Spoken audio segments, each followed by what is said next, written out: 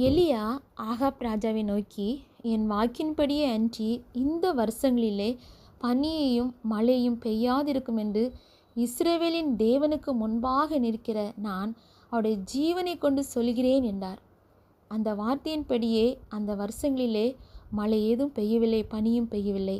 ஆம், இதற்கு பின்பு கர்த்தருடைய வார்த்தை எலியாவுக்கு உண்டானதினால் அவர் கேரித் ஆற்றண்டையிலே ஒளிந்து கொண்டிருக்கிறார். காகங்கள் அவருக்கு அப்பமும் இறைச்சியும் கொண்டு வந்தது. தாகத்திற்கு கேரித் ஆற்றின் தண்ணீரை குடிக்கிறார். தேவ பிள்ளைகளே, எலியாவை போஷிக்க கர்த்தர் காகங்களுக்கு கட்டளையிட்டார். கர்த்தருடைய வார்த்தையின்படியே தினமும் 2 வேளை அப்பமும் இறைச்சியையும் காகம் கொண்டு வந்து கொடுக்கிறது. தேசத்தில் மழை பெய்யாதபடியினால் சில நாட்களுக்கு பின்பு அந்த ஆறு வற்றி போகிறது. அப்பொழுது கர்த்தர் எலியாவை சாரிபாத்துக்கு அனுப்பி வைத்து நடக்கிறார்.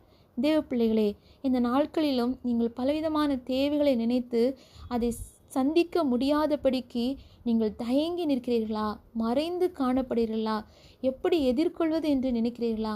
தேவனாய் கர்த்தர் எலியாவை போஷித்தது போல உங்களை போஷிக்க அவர் வல்லவராய் இருக்கிறார். நீங்கள் ஆனால் தேவனாய் கர்த்தரை மாத்திரம் நீங்கள் நோக்கி பாருங்கள். வேறு எதையும் நினைத்து நீங்கள் குழம்பாதீர்கள், கவலைப்படாதீர்கள். அவரை நோக்கி பார்க்கிற ஜனங்களை கர்த்தர் போஷித்து அழகாக நடத்துவார். ஒரு குறைவும் வராது. நீங்கள் வெட்கப்பட்டு போவதில்லை. கர்த்தர் உங்களை நடத்துவார். நீங்கள் வாழ்ந்திருப்பீர்கள்.